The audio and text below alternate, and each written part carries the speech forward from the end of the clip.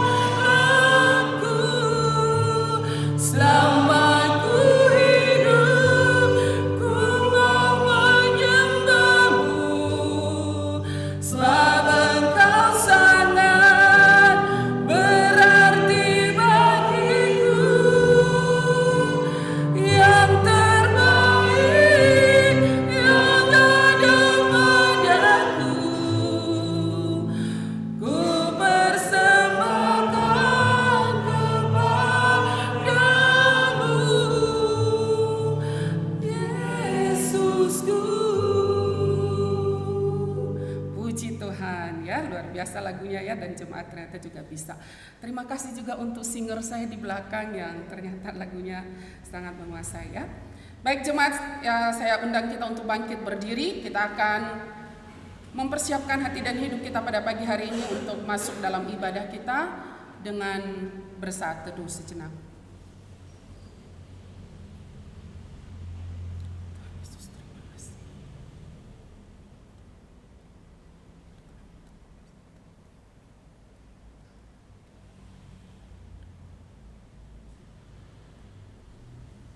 Amin.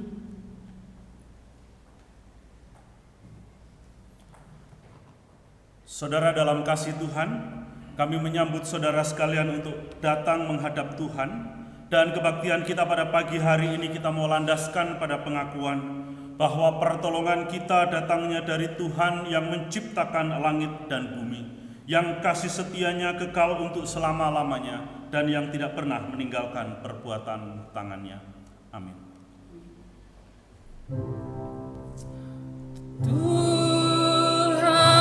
berada di bait suci-Nya, semua orang di hadapan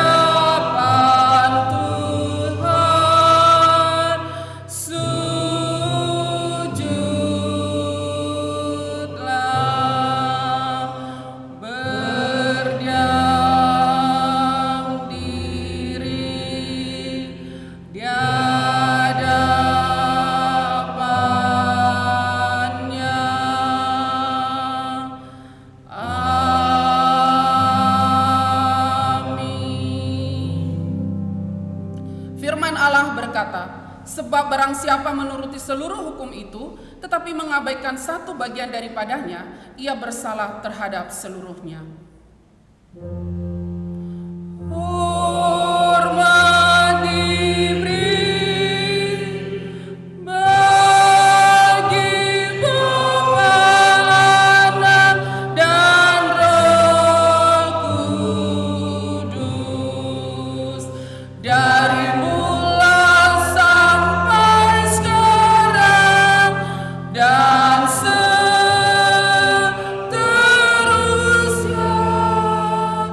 Termulia. Amin. Amin. Kita akan baca bersama-sama Yudas 20 sampai 21. Akan tetapi kamu saudara-saudaraku yang kekasih, bangunlah dirimu sendiri di atas dasar imanmu yang paling suci, dan berdoalah dalam Roh Kudus. Peliharalah dirimu demikian dalam kasih Allah, sambil menantikan rahmat Tuhan kita Yesus Kristus untuk hidup yang kekal. Kita memiliki Tuhan yang setia.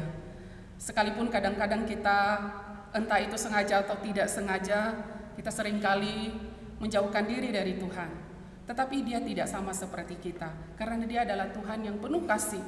Dia terus setia memelihara, memberkati kita, dan menyertai setiap saat dalam hidup kita. Oleh sebab itu, sudah seharusnya saya dan saudara juga belajar untuk sama seperti Dia, yaitu tetap setia. Kita naikkan pujian ini, setia.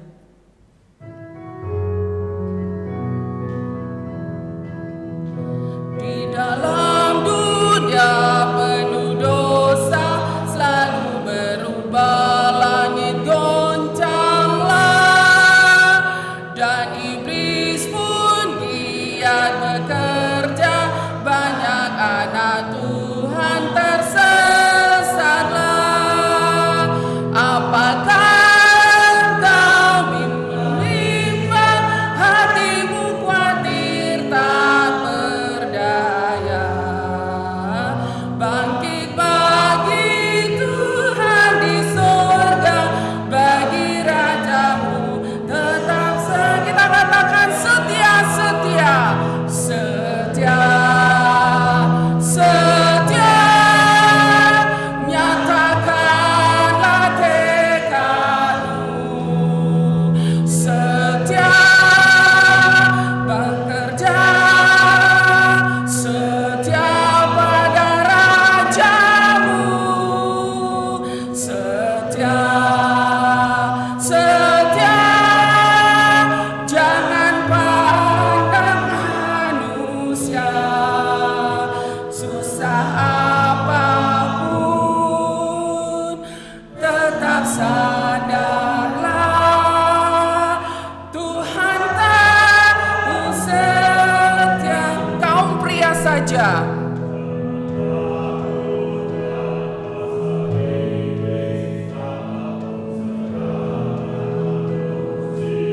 yes Tuhan.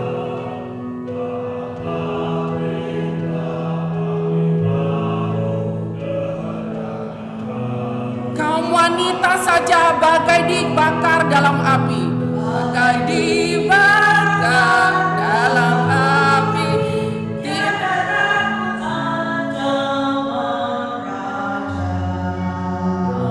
Mereka sungguh gagah perkasa, sampai mati pun kita katakan sama-sama, setia, setia, nyatakanlah tekadmu.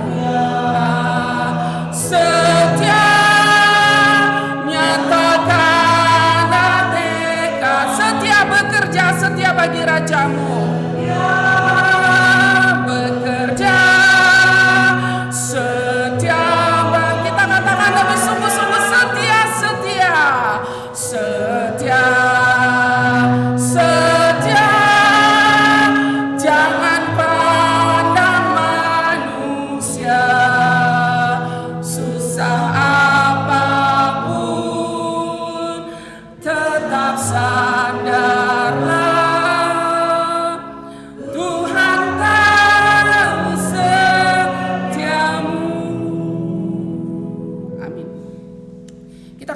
dalam doa syafaat yang pada pagi hari ini akan dipimpin oleh Ibu Karsia. Kami persilakan.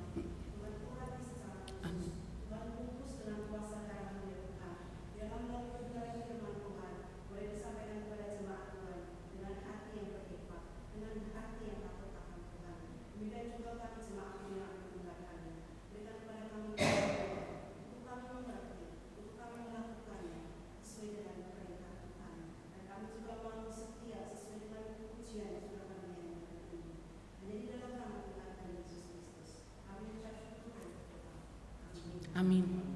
Terima kasih. Kita akan lanjutkan dengan pembacaan ayat firman Tuhan yang menjadi dasar renungan atau khotbah pada pagi hari ini, yang terambil dari Yakobus 2 ayat 1 sampai 13. Kita akan baca bersama-sama ayat firman Tuhan ini. Saudara-saudaraku, sebagai orang yang beriman kepada Yesus Kristus Tuhan kita yang mulia, janganlah iman itu kamu amalkan dengan memandang muka. Sebab jika ada seorang masuk ke dalam kumpulanmu dengan memakai cincin emas dan pakaian indah, dan datang juga seorang miskin ke situ dengan memakai pakaian buruk, dan kamu menghormati orang yang berpakaian indah itu dan berkata kepadanya, silakan tuan duduk di tempat yang baik ini. Sedang kepada orang yang miskin itu kamu berkata, berdirilah di sana atau duduklah di lantai ini dengan tepukan kakimu. Bukankah kamu telah membuat perbedaan di dalam hatimu dan bertindak sebagai hakim dengan pikiran yang jahat? Dengarkanlah, hai saudara-saudara yang kukasihi. Bukankah Allah memilih orang-orang yang dianggap miskin oleh dunia ini untuk menjadi kaya dalam iman dan menjadi ahli waris kerajaan yang telah dijanjikannya kepada barang siapa yang mengasihi Dia? Tetapi kamu telah menghinakan orang-orang miskin. Bukankah justru orang-orang kaya yang menindas kamu dan menyeret kamu ke pengadilan? Bukankah mereka yang menghujat nama yang mulia yang olehnya kamu menjadi Allah? Akan tetapi jikalau kamu menjalankan hukum utama yang ditulis dalam kitab suci, kasihilah sesamamu manusia seperti dirimu sendiri, kamu berbuat baik. Tetapi jikalau kamu memandang muka, kamu berbuat dosa. Dan oleh hukum itu menjadi nyata bahwa kamu melakukan tetapi mengabaikan satu bagian daripadanya, ia bersalah terhadap seluruhnya. Sebab ia yang mengatakan jangan berzina, ia mengatakan juga jangan membunuh. Jadi jika kamu tidak berzina tetapi membunuh, maka kamu menjadi pelanggar hukum juga. Berkatalah dan berlakulah seperti orang-orang yang akan dihakimi oleh hukum yang memerdekakan orang. Sebab penghakiman yang tak terbelas kasihan akan berlaku atas orang yang tidak berbelas kasihan. Tetapi belas kasihan akan menang atas penghakiman. Jemaat, saya persilakan untuk duduk. Allah setia mengasihi setiap kita tanpa memandang muka. Setiap hari kita boleh menikmati terbitnya matahari dan juga malam, hujan dan panas. Tuhan tidak pernah memilih-milih kepada orang baik atau orang jahat, semua bisa menikmatinya. Bahkan kasih-Nya itu begitu besar ketika Ia memberikan nyawanya bagi setiap kita untuk menebus kita dari dosa. Oleh sebab itu seharusnya teladan Kristuslah yang terus boleh kita ingat dalam kehidupan kita sehari-hari untuk kita terus mengamalkan kasih itu kepada sesama. Dan kita akan menyanyikan pujian ini, Ku Mau Setia, karena Tuhan telah terlebih dahulu setia kepada setiap kita, dan kita juga diberikan kesempatan untuk memberikan persembahan kepada Tuhan. Ku mau setia.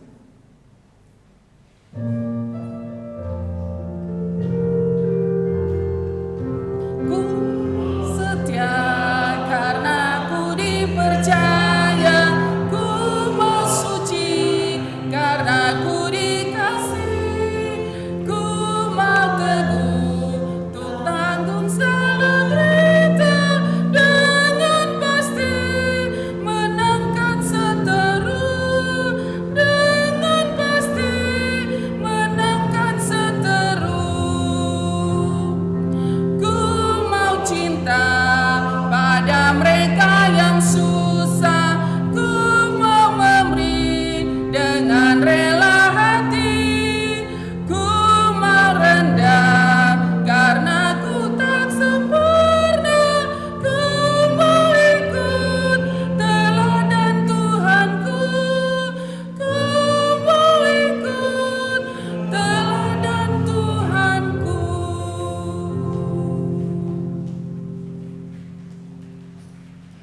Baik jemaat, saya undang untuk kita bangkit berdiri. Kita akan membawa persembahan kita kepada Tuhan melalui doa syukur yang pada pagi hari ini akan dipimpin oleh Saudari Minghu.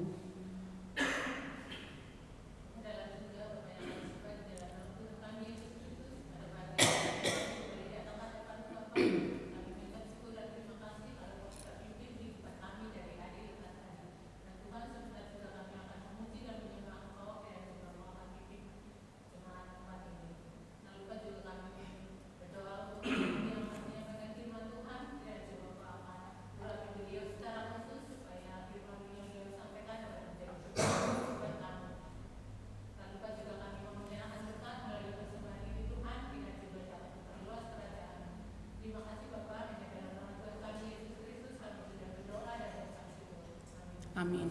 Cuma dipersilakan untuk duduk kembali. Kita sungguh bersyukur karena pada pagi hari ini kita akan dilayani oleh Bapak Pendeta Daud dalam firman Tuhan yang bertemakan kehidupan iman yang sejati. Kita menyiapkan hati dan hidup kita di hadapan Tuhan, kita membuka hidup kita mau fokus memusatkan perhatian kita pada pagi hari ini untuk bersama-sama diberkati oleh kebenaran firman Tuhan yang sebentar kita akan terima. Dan kita minta Tuhan, Roh Kudus-Nya lah yang menyelidiki hati setiap kita, sehingga firman Tuhan yang akan kita terima pada pagi hari ini tidak berlalu sia-sia, tetapi sungguh boleh menjadi berkat bagi setiap kita. Kita naikkan pujian ini, tetap setia.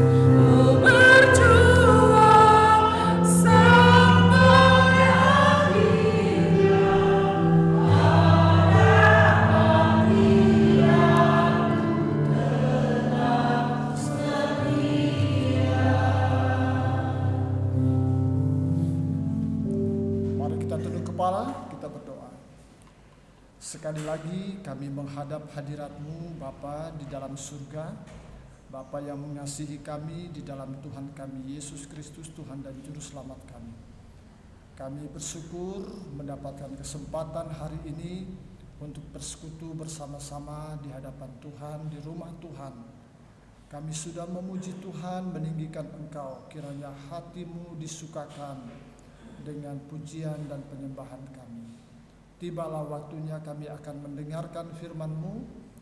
Bukalah hati, buka pikiran, buka pendengaran kami, konsentrasi kami, supaya kami sungguh-sungguh dapat memahami apa maksud Tuhan melalui firman Tuhan bagi kami semuanya di tempat ini pada pagi ini.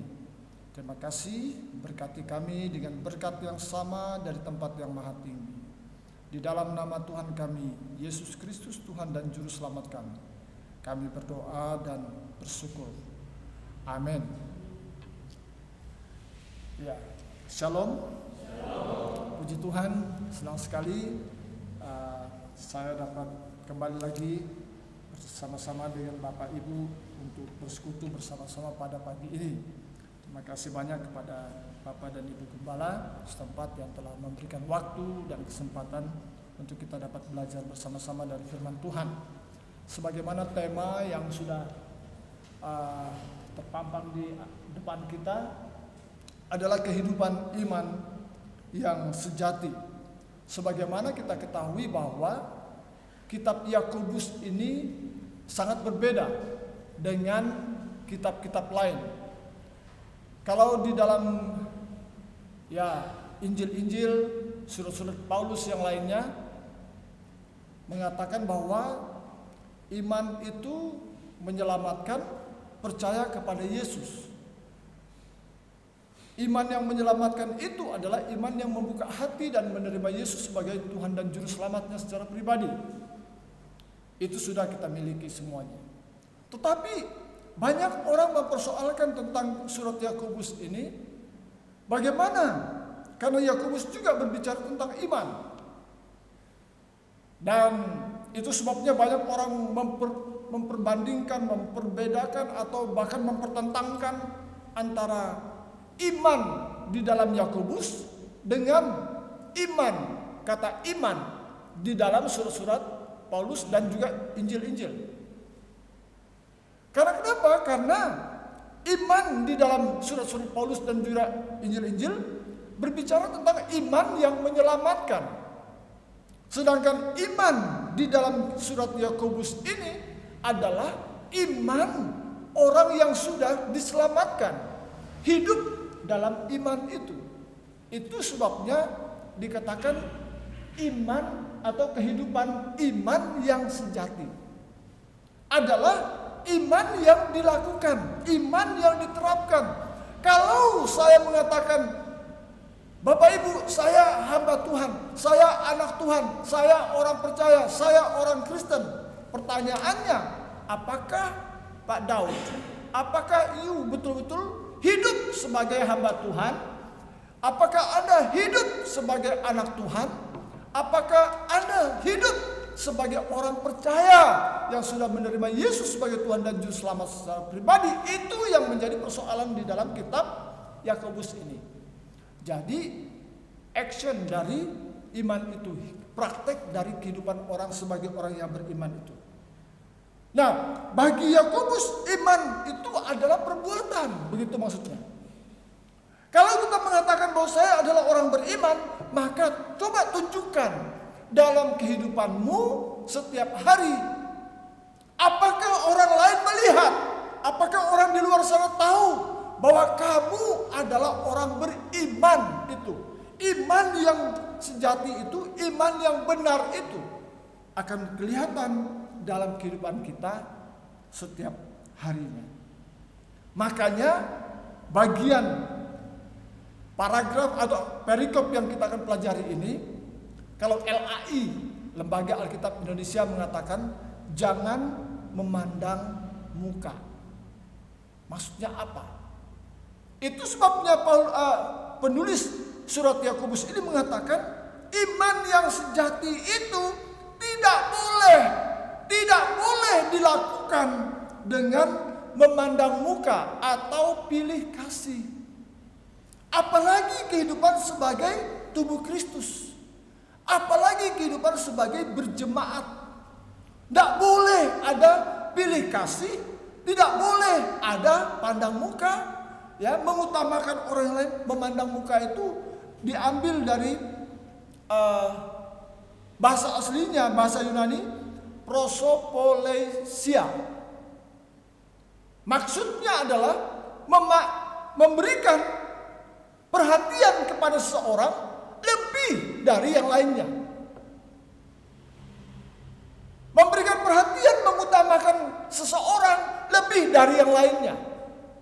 Mungkin karena dia orang terpandang, mungkin karena dia orang berpendidikan, mungkin karena dia orang punya pangkat tinggi, mungkin karena dia orang yang kaya. Itulah yang ditegur oleh Yakobus di bagian ini. Jangan memberikan perhatian dan mengabaikan orang lain. Karena mungkin dia orang yang cakep, cantik, ganteng. Mungkin kepada orang-orang yang punya kedudukan jabatan tinggi dalam perkumpulan. Perhatikan, itu menarik sekali tuh.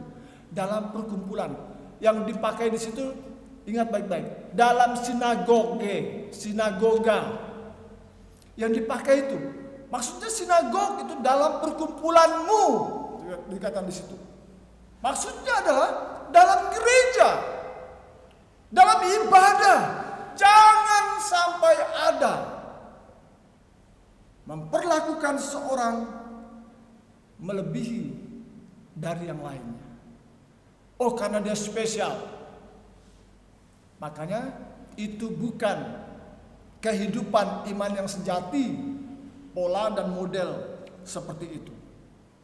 Kita akan lihat dalam Yakobus ini Dia menunjukkan, kalau kita lihat dalam yang sudah kita baca tadi, ayat 1 sampai ayat yang keempat itu ada dua, ya.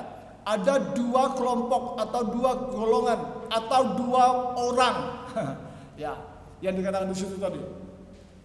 Kelompok yang pertama dikatakan dia adalah orang yang kaya, datang dengan pakaian yang bagus, mungkin dia pakai jas seperti saya, ya.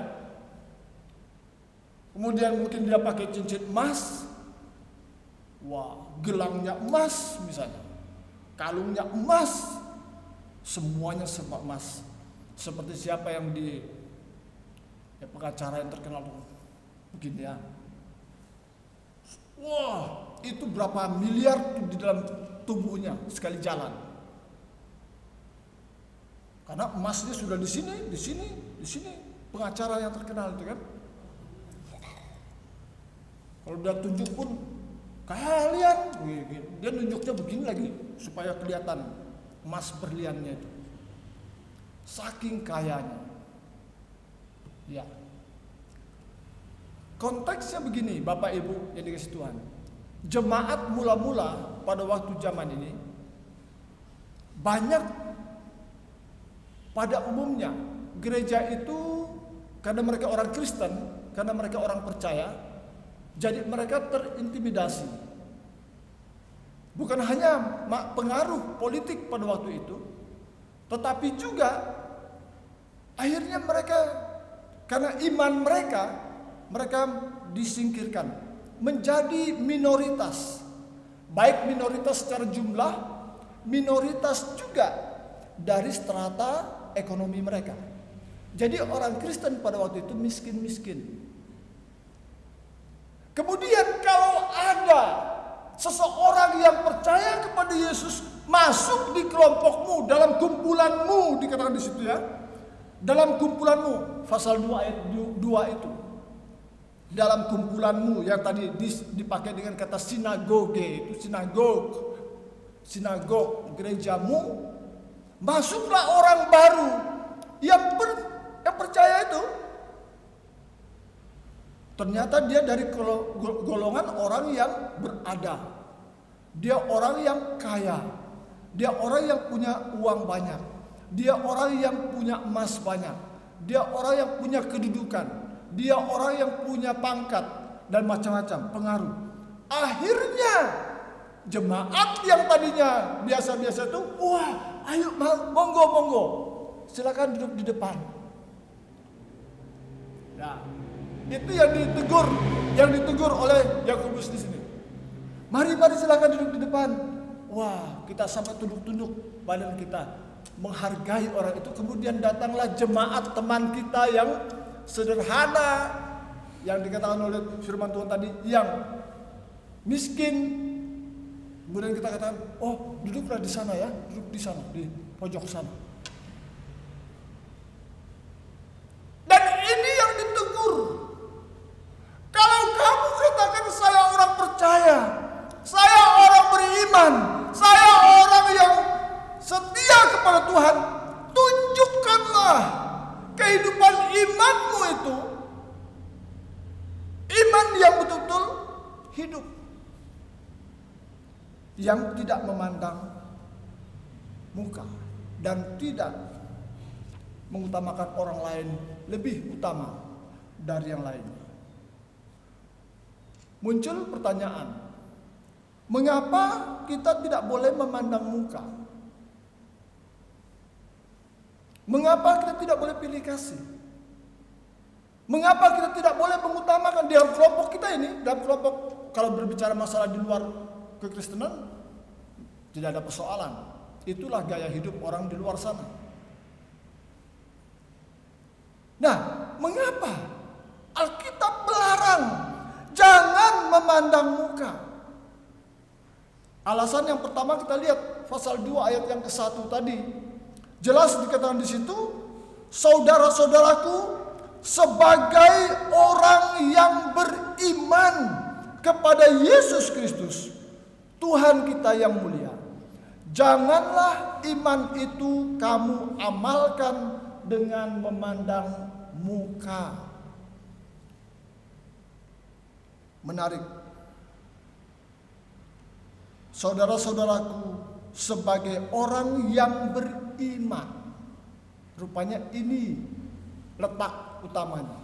Yang pertama, alasan pertama mengapa kita tidak boleh memandang muka, karena kita adalah orang beriman. Orang beriman tidak boleh membanding-bandingkan orang lain.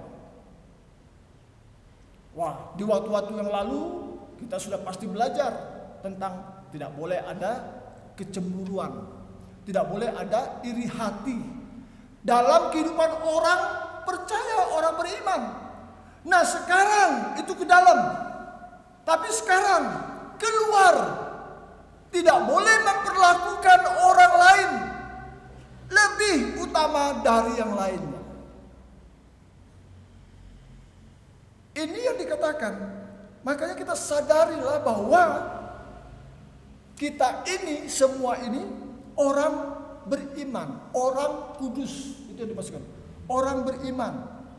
Kata kudus atau orang beriman ini berarti orang yang sudah berbeda dengan orang lain. Kita adalah orang yang dipisahkan dari dunia ini. Ya. Karena kita adalah orang-orang kudus, maka seharusnya lah kita hidup berbeda dengan dunia ini. Itu kan dikatakan dalam kitab Roma kan? Roma pasal yang ke-12 itu. Roma pasal 12 ayat yang ke-2a dikatakan. Jelas di situ dikatakan, janganlah kamu menjadi serupa dengan dunia ini. Berarti kita harus berbeda dengan dunia ini. Kalau dunia suka mengagung-agungkan orang yang terhormat, orang yang punya kedudukan, punya pangkat, punya harta, punya kekayaan, diutamakan. Tapi orang Kristen, anak Tuhan, harus melihatnya bahwa kita semuanya adalah sama. Bapak Ibu, seandainya kalau malam hari, di tempat kami itu sering kali mati lampu. Ya maklumlah, kami tinggal di desa Bapak Ibu. Kami orang desa. Kalau sering mati lampu, kami harus punya persediaan lilin. Kadang-kadang saya nyalakan lilin itu 2-3 lilin di rumah. Taruh satu di ruang tamu, taruh satu di kamar, supaya terang. Tapi lilin itu supaya hemat, saya kasih yang kecil di situ, kasih yang besar di mana, ya kan? Seperti itu. Pada waktu malam kelihatan sekali berbeda. Kalau pergi ke dapur, ambil lilin yang besar, bawa lilin yang besar. Karena kenapa? Cahayanya lebih besar. Kita suka membeda-bedakannya, lebih bagus bawa yang besar lilinnya. Pertanyaannya, Bapak Ibu coba nyalakan lilin pada siang hari. Nyalakan lilin di dalam ruangan ini. Ada lilin yang kecil itu yang seringkali kita pakai untuk Natal itu ya. Nyalakan sebentar langsung kita matikan toh. Kemudian ada lilin yang besar, lilin yang sedang. Kita nyalakan semua lilin ini. Kemudian kita bawa keluar. Apakah Bapak Ibu melihat perbedaannya?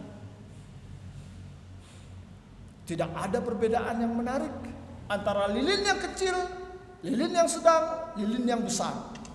Tidak ada perbedaan. Cahayanya tidak ada. Tidak ada yang lebih utama. Sesungguhnya begitulah kita memandang, melihat, memperhatikan semua orang di dalam kumpulanmu, dikatakan. Dalam gereja, dalam sinagogmu, Tidak ada dan tidak boleh ada membeda-bedakan. Karena kenapa? Karena kita melihat dari sudut pandang Allah, dalam kasih karunia Allah, bahwa semua orang itu istimewa. Ya. Semua kita istimewa di hadapan Tuhan. Tidak ada yang lebih utama dan tidak ada yang lebih rendah. Semua kita sama karena kita orang beriman. Itu alasan pertama. Nah, alasan kedua, kenapa kita tidak boleh memandang muka, kata firman Tuhan. Yang pertama tadi, karena kita semua adalah orang beriman, orang kudus. Ya, semua kita sama.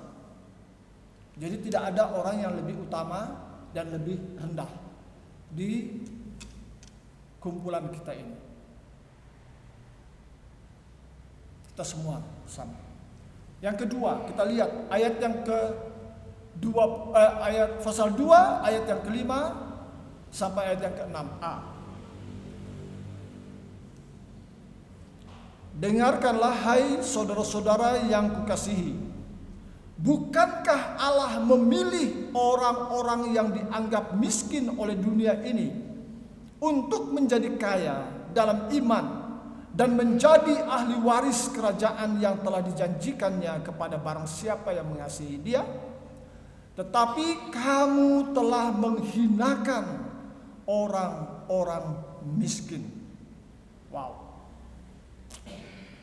Yang kedua, alasan yang kedua, mengapa kita tidak boleh memandang muka atau membeda-bedakan, membanding-bandingkan orang lain? Karena yang kedua, karena Allah sendiri tidak membeda-bedakan seseorang. Allah sendiri tidak membeda-bedakan kita. Kita semua sama di mata Tuhan. Dalam Yakobus pasal yang kedua ayat yang kelima itu dikatakan bahwa Allah memilih orang miskin untuk dijadikan kaya. Wah, senang ya. Tapi kaya dalam iman. Kaya dalam iman. Dan dijadikan ahli waris kerajaan surga. Ya. Jadi kaya secara rohani yang dimaksudkan di sini. Bukan secara jasmani. Nah, ini tidak berarti bahwa Allah tidak mau kita menjadi orang kaya. Bukan begitu maksudnya. Jangan salah. Allah memilih, kalau kita lihat ya, Allah memilih juga baik yang kaya maupun yang miskin. Contoh Abraham dan Lazarus. Abraham orang yang kaya raya, Allah pilih juga. Lazarus orang yang miskin sekalipun, Allah pilih juga. Semuanya di mata Tuhan kita sama. Jadi membeda-bedakan seorang itu, ayat yang ke-6a-nya mengatakan apa? Membeda-bedakan seorang itu ya merupakan sebuah penghinaan. Ya. Dikatakan, tetapi kamu telah menghinakan orang-orang. Jadi itu sebuah penghinaan kalau kita membeda-bedakan. Nah, dalam gereja, dalam kehidupan berjemaat, ini dikatakan dilarang, tidak boleh. Tidak boleh membeda-bedakan satu dengan yang lainnya. Karena tindakan seperti itu bukan hanya tidak dikehendaki oleh Tuhan, tetapi juga secara langsung kita telah menghina orang lain. Wah, ini bagus sekali nih tema ini. Dan bagus untuk kehidupan kita berjemaat di tempat ini. Ya. Kita semua sama di mata Tuhan, ya. Tuhan tidak membeda-bedakan kita. Kehidupan iman yang sejati itu adalah tidak membeda-bedakan satu dengan lainnya. Karena kita semua sama. Allah tidak pernah membeda-bedakan kita. Itu alasan kedua. Alasan yang pertama tadi, karena kenapa? Karena kita adalah orang-orang beriman. Orang yang khusus, orang yang spesial, dikhususkan, orang yang diasingkan dari dunia ini. Tapi yang kedua, Allah sendiri tidak pernah membeda-bedakan seseorang. Kita semua dianggap sama di pemandangan Allah. Ya, karena itu kita tidak boleh membedakan satu dengan yang lainnya. Kita lihat yang ketiga. Ayat yang ke-8 dan ayat 9. Akan tetapi, jikalau kamu menjalankan hukum utama yang tertulis dalam kitab suci, kasihilah sesamamu manusia seperti dirimu sendiri itu. Ya, kamu berbuat baik. Ya. Tetapi jikalau kamu memandang muka, kamu berbuat dosa. Dan oleh hukum itu menjadi nyata bahwa kamu melakukan pelanggaran. Kemudian ada kelompok di dalam jemaat ini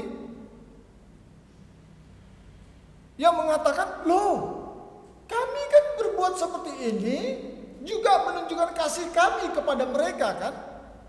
Kepada mereka yang kaya, kepada mereka yang punya kedudukan tinggi, kepada mereka yang punya jabatan, kepada mereka yang terhormat. Itu juga bukti kasih kami kepada mereka, toh? Itu kata kelompok itu. Makanya Yakobus mengatakan, kalau kamu memperlakukan seperti itu lebih kepada orang-orang daripada orang-orang lain, itu bukan bukti kasihmu kepada dia. Dan dikatakan di situ, oleh hukum itu nyata bahwa kamu melakukan pelanggaran. Kalau kamu betul-betul mengasihi orang-orang seperti itu, orang-orang kaya itu, tentu itu baik, itu benar, itu sesuai dengan hukum yang terutama tadi, ayat yang ke-8 tadi, betul. Tetapi pada waktu kamu melakukan itu karena memandang muka, karena memperlakukan lebih istimewa kepada orang-orang tertentu itu bukan kasih yang sejati. Itu bukan kehidupan iman yang sejati. Ini yang ditegur di sini. Makanya di dalam ayat yang ke-10 dan 11 itu mengatakan apa? Sebab barang siapa menuruti seluruh hukum itu, tetapi mengabaikan satu bagian daripadanya, ia bersalah terhadap keseluruhannya. Sebab ia yang mengatakan jangan berzina, dan ia yang mengatakan juga jangan membunuh. Jadi jika kamu tidak berzina, bagus, baik itu. Tetapi membunuh pada baik, sami mawon, sama saja itu bohong, itu dosa. Ini fakta Alkitab ini, ya. Jadi kasih itu dikatakan di sini tidak boleh diterapkan dengan pilih-pilih. Istilah orang di apa itu, di hukum negara kita tuh ada, kita sering kali dengarkan tebang pilih. Nah itu pilih-pilih. Wah, ini kan kolega saya, ini kan saudara saya. Ya. Saya pernah mengalami itu di Pasar Wage. Saya bawa motor, kemudian lampu merah, saya nyalip begini, nyalip mobil di depan saya, karena dia berhenti lama. Saya nyalip begini, itu baru lampu merah dan mau hijau. Berarti pelan itu. Tiba-tiba dari belakang, pagi-pagi, dari belakang, anak muda langsung, wah, akhirnya saya jatuh di situ. Babak belur. Saya lapor ke polisi di pos apa itu? Pasar Wage. Kemudian dia bilang, langsung saja ke Jalan Bayangkara. Saya langsung ke sana. Saya lapor dan ya besok datang lagi. Besok saya datang, ternyata anak itu sudah diangkat menjadi saudara keluarga dari polisi di situ. Jadi akhirnya surat perjanjian damai itu ya saya tanda tangani. Jadi saya tidak berhak menuntut apa-apa karena yang nabrak saya sudah diangkat anak oleh polisi yang lebih tinggi pangkatnya. Ya. Jadi itu yang dikatakan tebang pilih itu seperti itu. Ini kisah sudah lama sekali. Lama. Ya. Ya. Dalam ayat 12-nya, Bapak Ibu, Yakobus berbicara tentang hukum yang memerdekakan. Ya. Nah, ini mengingatkan kepada mereka yang menerima surat ini bahwa mereka telah dimerdekakan dari dosa karena kebaikan, kasih, anugerah dari Tuhan itu. Kalau kita memahami ini, kita menyadari ini, saya diselamatkan, saya dikuduskan oleh karena kasih dan anugerah Tuhan, maka sudah selayaknya, sudah sepantasnya, sudah sewajarnya saya memperlakukan semua orang itu sama di mata Tuhan. Ini yang Tuhan mau. Bapak Ibu, saya akan mengakhiri khotbah ini dengan sebuah cerita. Mungkin Bapak Ibu sudah pernah dengar cerita ini juga. Ada seorang ibu, dia sedang mengambil pendidikan studi lanjut ke Jerman. Ini ibu Indonesia, dia punya suami dan punya anak, ya. Dan mereka tinggal di Jerman. Dan dia berkata begini, pada satu kelas mengenai sosiologi, dosennya, profesornya memberikan tugas kepada mereka untuk tersenyum, smile. Tersenyum. Bagaimana sih senyum itu ya? Ya, tersenyum. Tersenyumlah kepada 3 orang yang kamu baru kenal.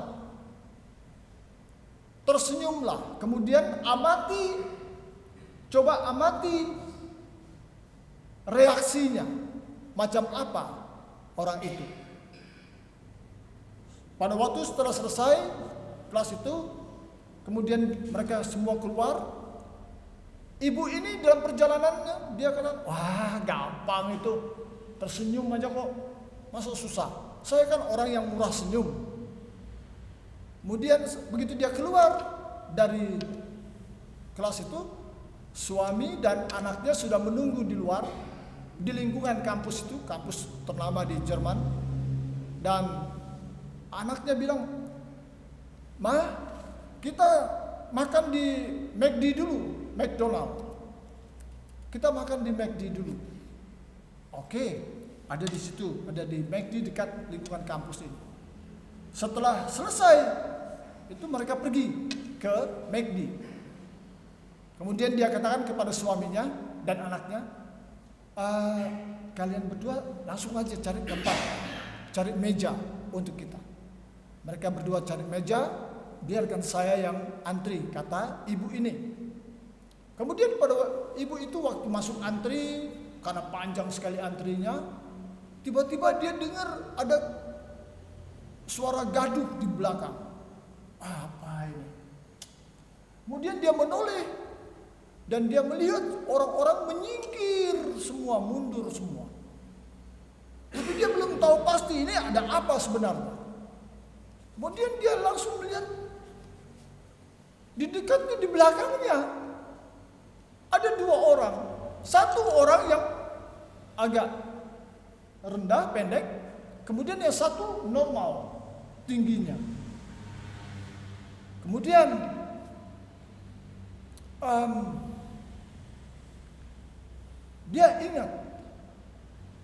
dia teringat akan tugas kampusnya kan, tersenyum. Wah, kemudian dia tersenyum dengan bapak yang ada di depan, di belakangnya persis itu, yang kecil itu. Dan dia lihat yang di belakang,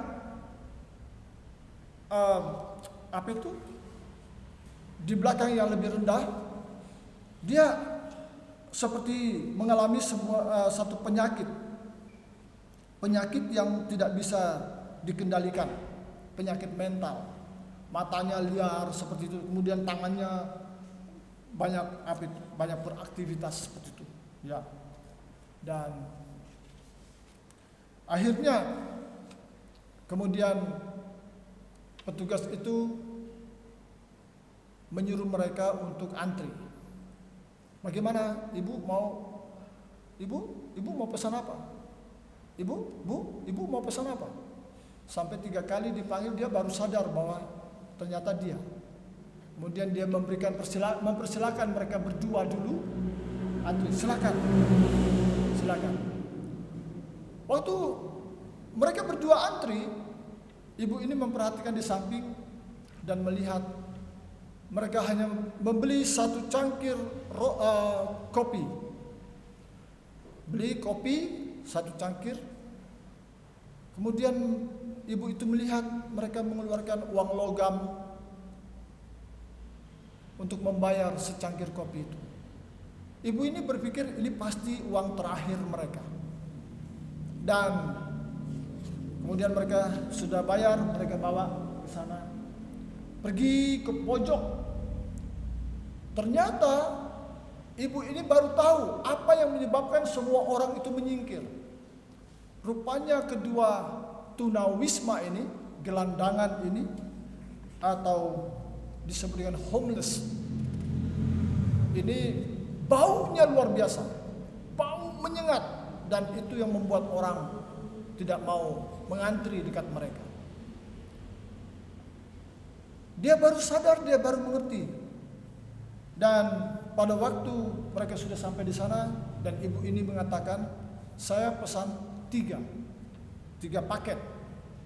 1 big size, ukuran besar, dan 2 ukuran medium, ukuran yang lebih kecil.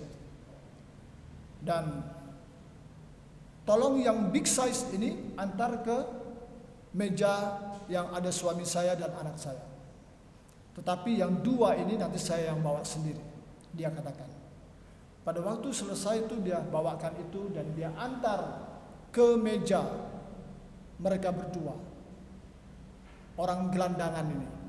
Setelah selesai sampai di sana, dan orang semua menoleh melihat ibu itu sampai ke meja para gelandangan itu. Dan waktu dia sampai di meja itu, dan dia gelandangan ini mengatakan, thank you mom, Terima kasih Ibu. Ibu memperhatikan kami. Ibu tidak menyuruh kami pergi, tapi Ibu memperhatikan kami.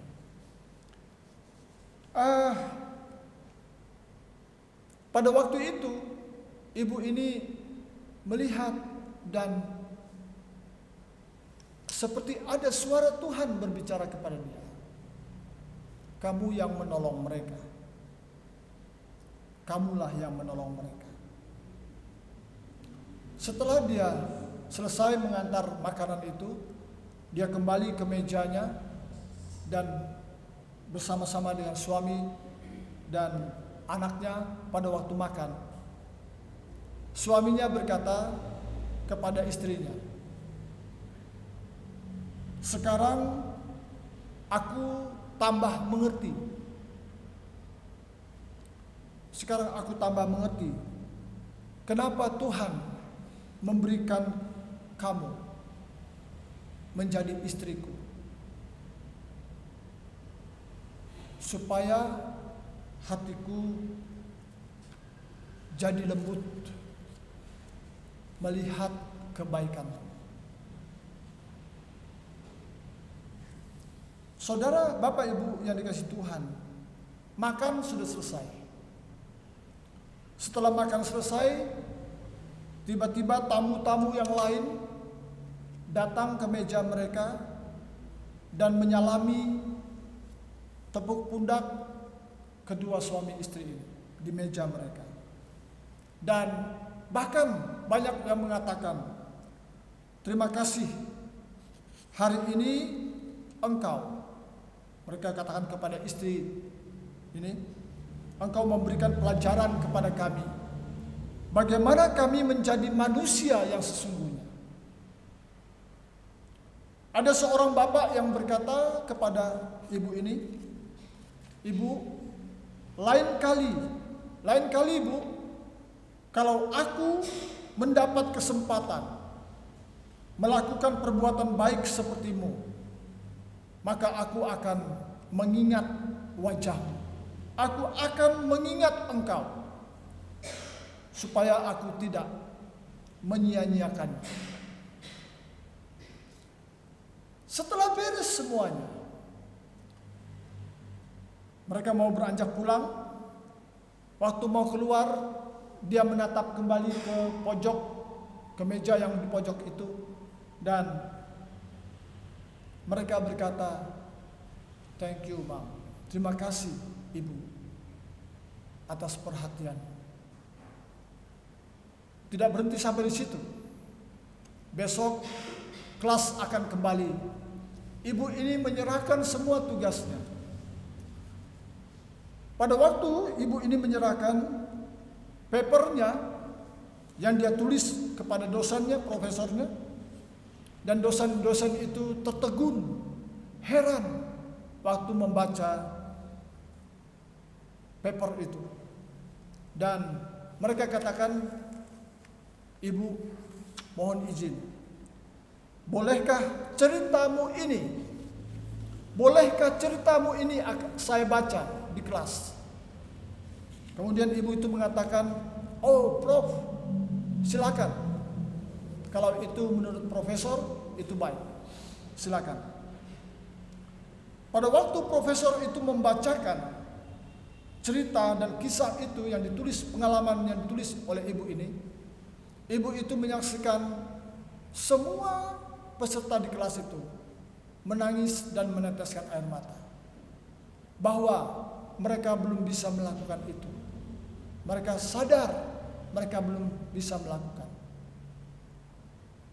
Lalu profesor itu membubuhkan, menulis sebuah kalimat di dalam paper ibu ini, di dalam kisah ibu itu. Ditulis di situ, Allah itu Allah yang hangat dan penuh kasih. Ketika kasihnya kita bagikan, maka kasih itu akan menghangatkan orang-orang lain. Karena itu, tersenyumlah. Jadi untuk semua kita di tempat ini, jangan memandang muka. Kalau kita mengatakan bahwa kita adalah orang percaya, orang beriman, orang yang sudah ditebus, orang yang sudah menerima perlakuan khusus dari Tuhan, Dia rela mati bagi kita, menebus kita, berharga sekali kita di mata Tuhan. Kita semua sama di mata Tuhan. Karena itu, pandanglah semuanya, kita semua sama. Mari tunduk kepala, kita berdoa. Bapa di surga, terima kasih. Kami bersyukur untuk kesempatan pada pagi ini. Kami dapat belajar sejenak dari firman Tuhan, yang mengingatkan kepada kami bagaimana kami harus hidup dalam iman yang sejati itu, mempraktekkan kehidupan iman kami, mewujud nyatakan bahwa kami adalah orang yang beriman, percaya kepada Yesus, melakukan kehidupan kasih karena kami telah dibeli oleh kasih Kristus, diselamatkan oleh anugerah-Mu. Tuhan, tolonglah kami semuanya. Berkatilah kami semua.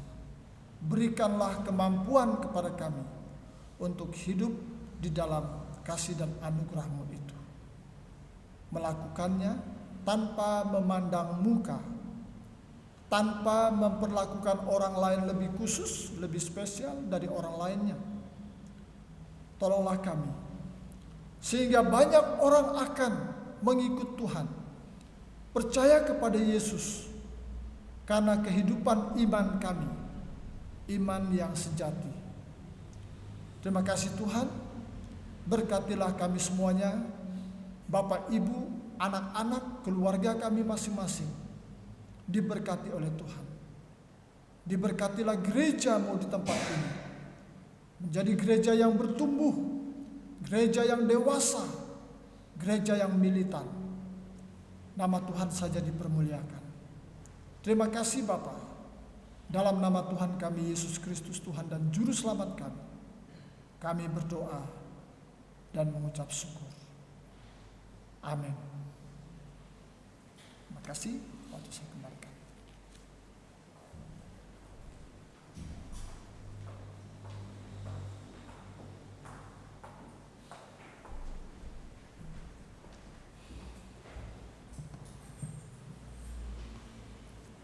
Terima kasih kepada Bapak Pendeta Daud untuk pelayanannya pada pagi hari ini. Kiranya Tuhan Yesus memberkati. Kita akan meresponi firman Tuhan pada pagi hari ini dengan kembali menaikkan pujian kepada Tuhan, hati hamba.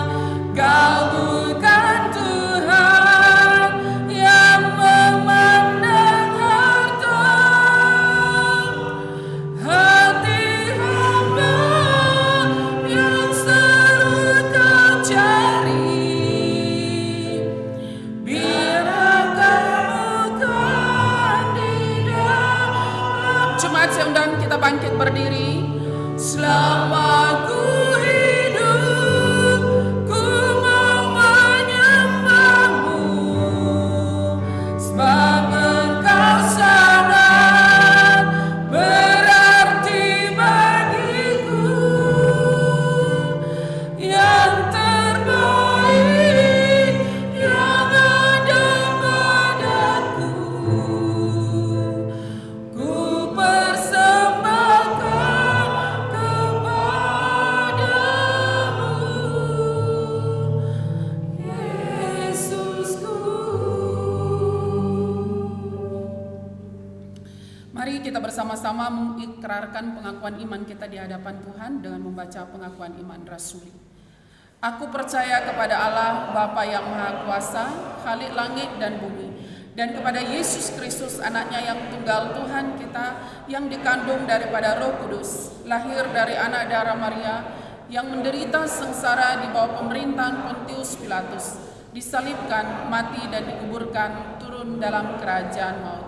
Pada hari yang ketiga, bangkit pula dari antara orang mati, naik ke surga, duduk di sebelah kanan Allah, Bapa yang Maha Kuasa.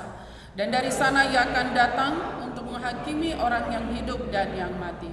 Aku percaya kepada Roh Kudus, gereja yang kudus dan am, persekutuan orang kudus, pengampunan dosa, kebangkitan tubuh, dan hidup yang kekal. Amin. Mari kita kembalikan segala puji dan hormat kita kepada Allah dalam mengakhiri ibadah ini. Kita naikkan pujian doksologi dan nanti kita akan terima doa berkat dari Bapak Pendeta Hadi Purwanto dan kita sambut dengan pujian amin. Puji Allah sumber berkah, puji Dia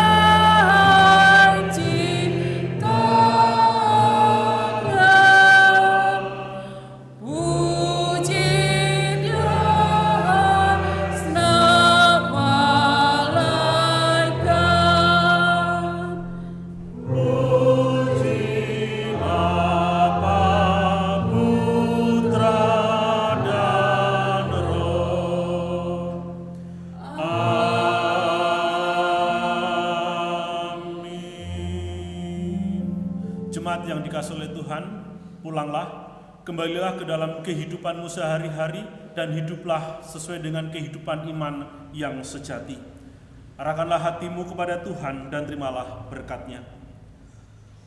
Turunlah kiranya atas kita kasih karunia dan damai sejahtera dari Allah Bapa dan dari Tuhan Yesus Kristus menyertai engkau, serta persekutuan dengan Roh Kudus, kiranya memelihara hati dan pikiranmu dari sekarang sampai Tuhan Yesus datang kedua kalinya. Amin.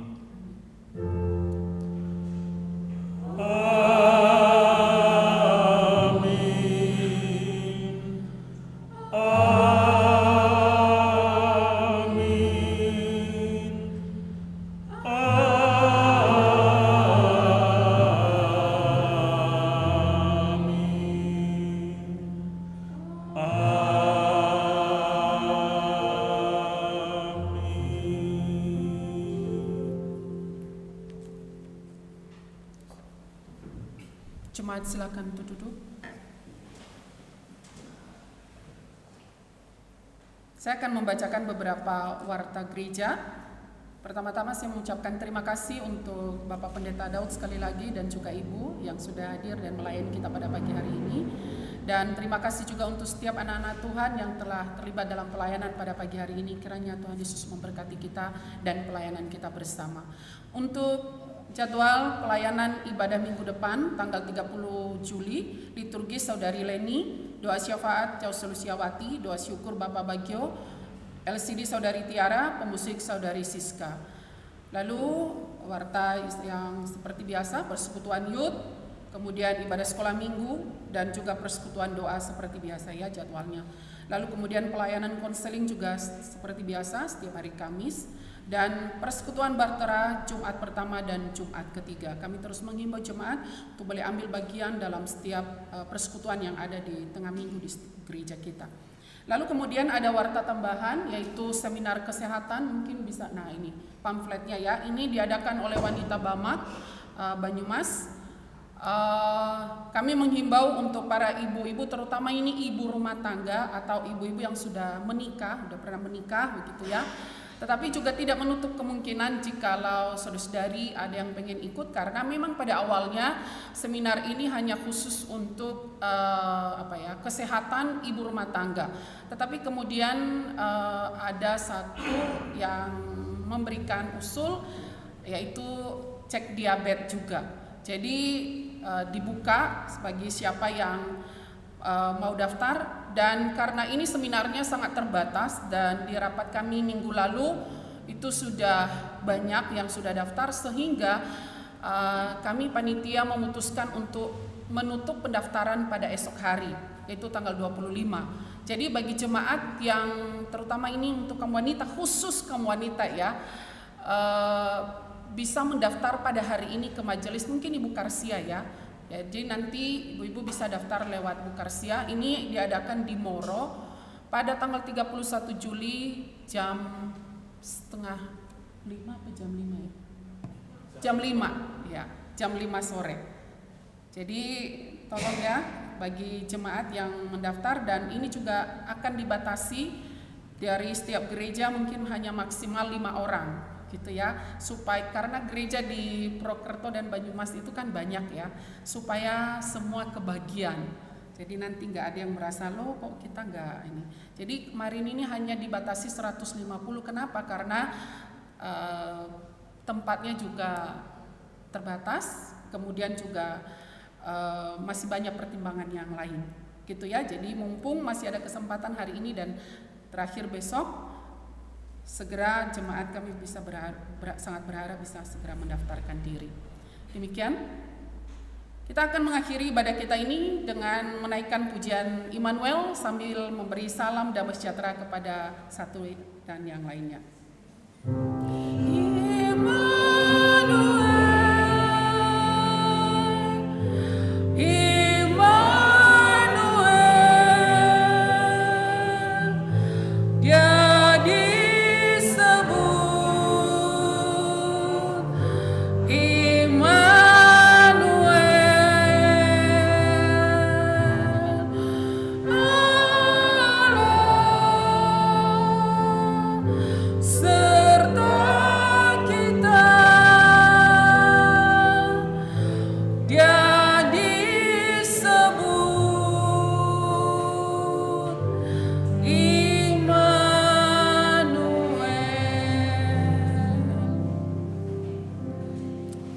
Ibadah kita selesai, silakan mengambil saat teduh. Selamat hari Minggu, Tuhan Yesus memberkati.